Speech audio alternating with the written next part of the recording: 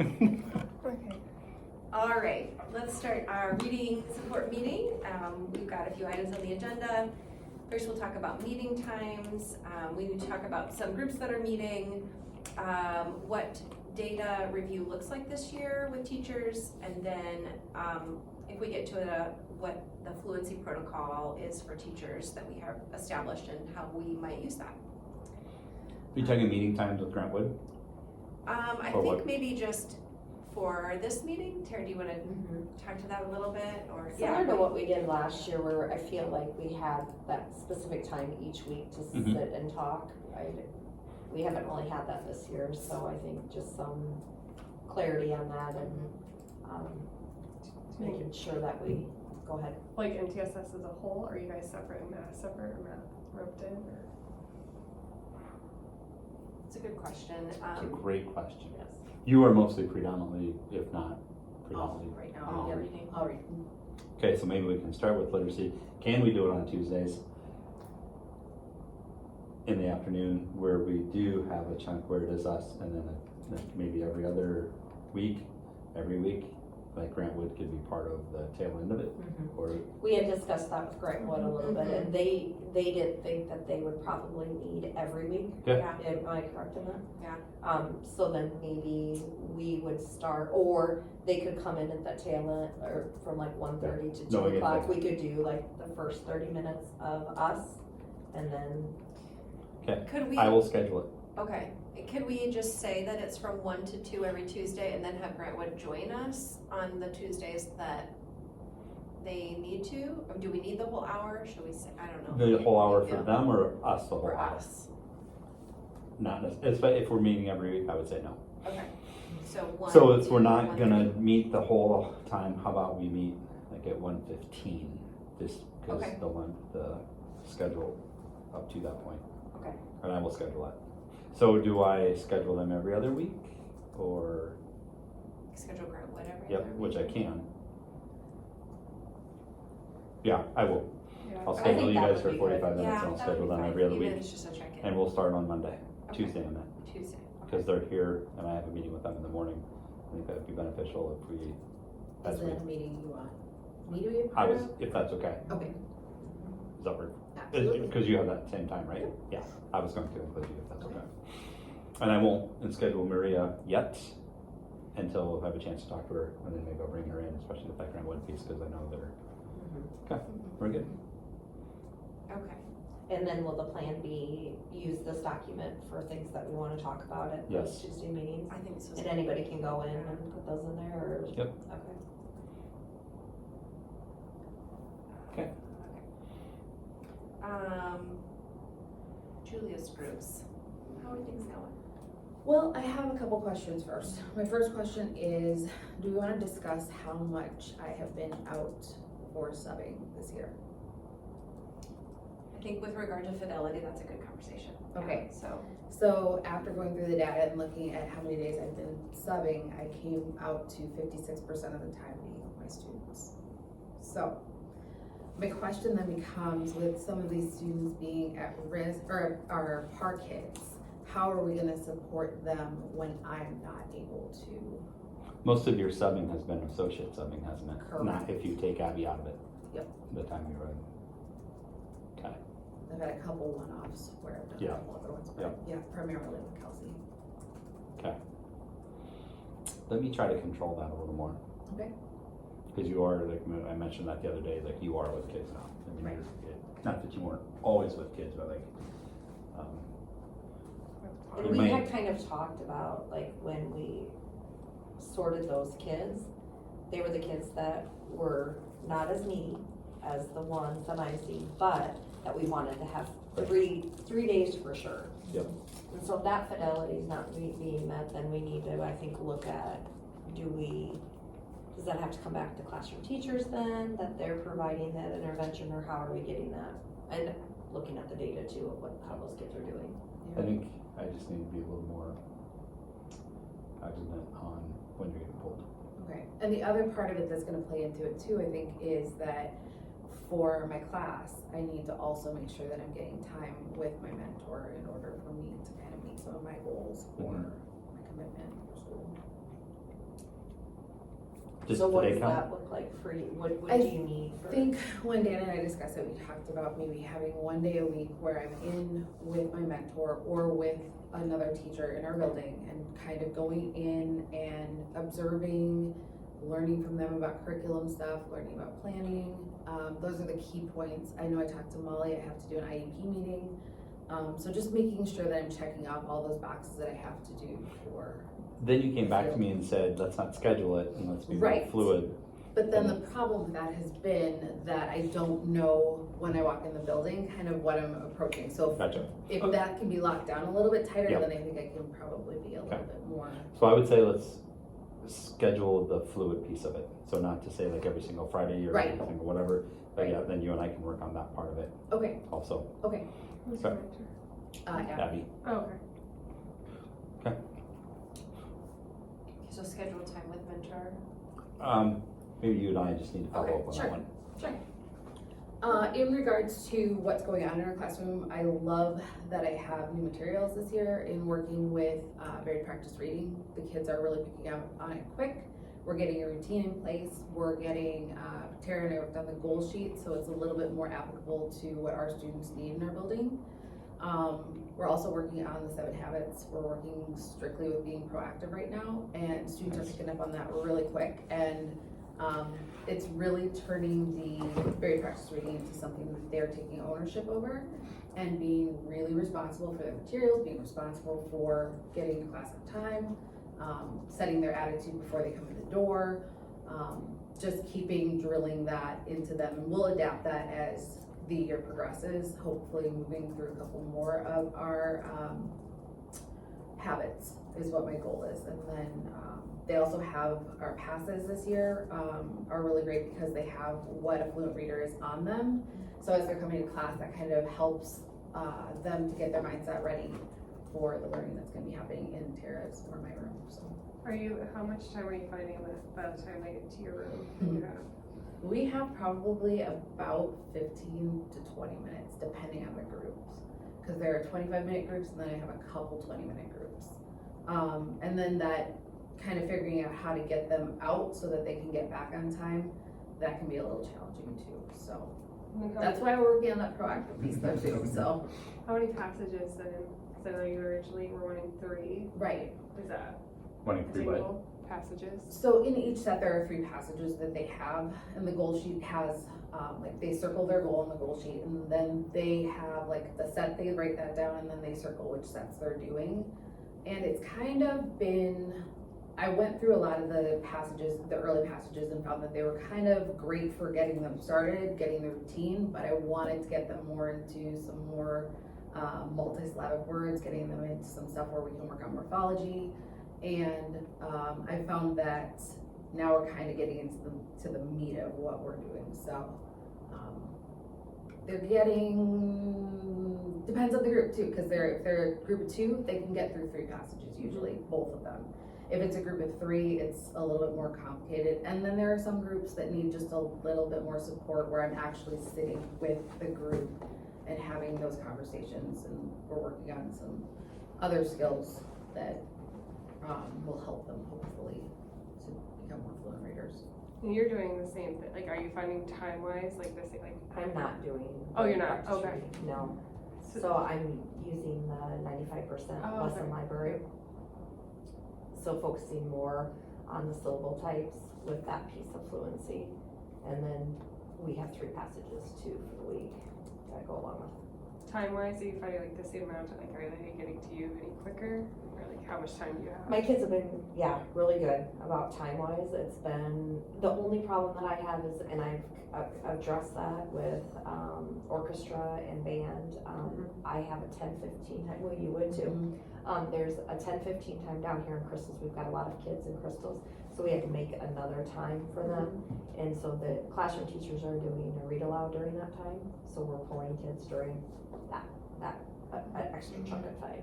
And so kids are coming back from band orchestra, and sometimes it was like 8 to 10 minutes late. So that takes a huge chunk. I'm wondering, like, location of you guys too, like, to get to you, and there's less people, like, along the way, for them to be like, hey. That's them coming back from fine arts. Yeah. hopefully we addressed that this morning. Right, yeah. So yes. A part of me wonders a little bit in those conversations too, is I know we're talking a lot to teachers about dismissing on time and all of that, but I wonder how much students are, you know what I mean, like, Mhm. what can we do to help them in the hallway, like in the actual coming, so that they're, I'm sure they trickle, right, when they come in, so then it's, some are coming later than others. Some are showing more sense of urgency to get where they need to Yes. go, and others are probably not, so I'm not sure. But how can we address this with students also? It seems like we've addressed it with teachers. Do you guys have a group doing C or D lunch? What time Are is they that? coming, 12 or 12:15? Yes. And so they're, and are they told to go past the lunch, up those stairs, past the lunchroom?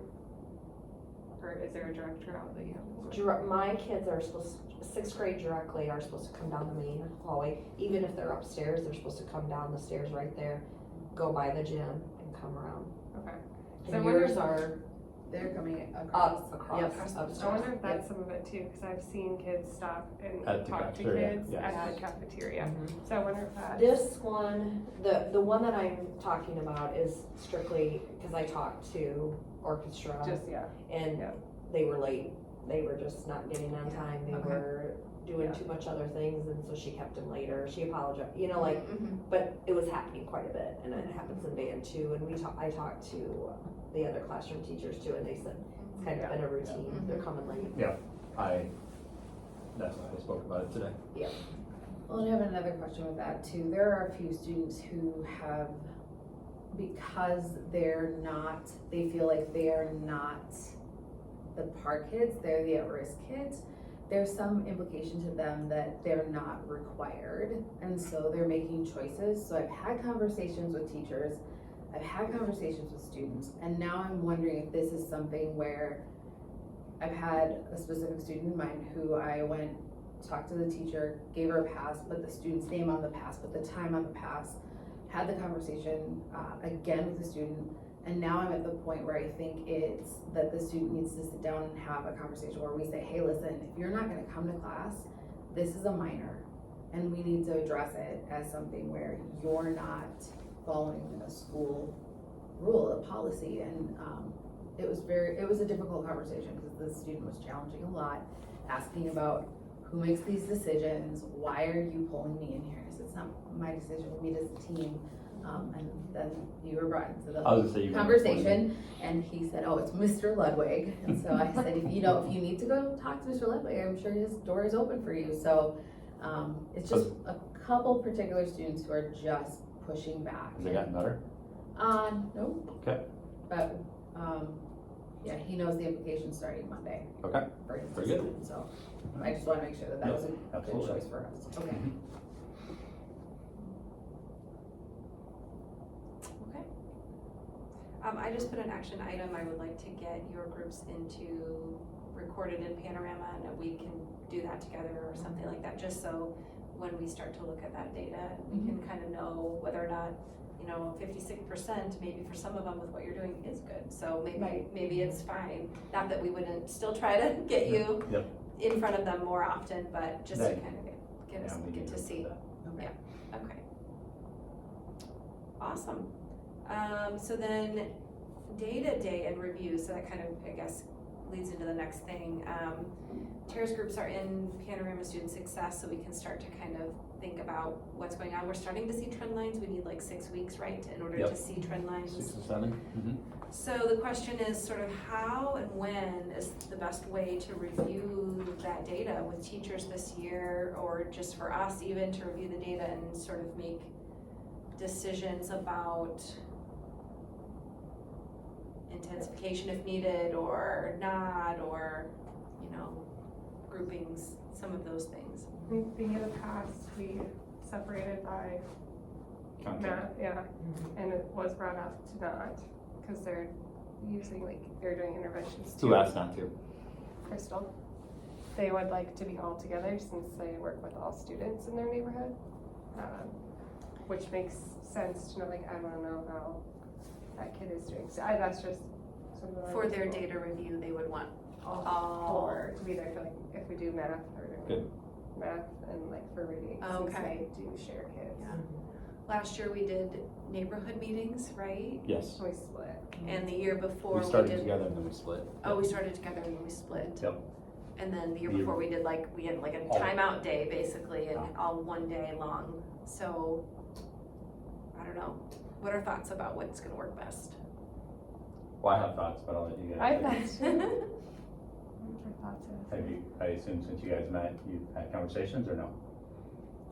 I just think Good it's, for you. I think if we, I think what teachers would want and what Yep. I would want is that I want it to be student driven and I wanna talk about what is happening with those kids right now. Okay.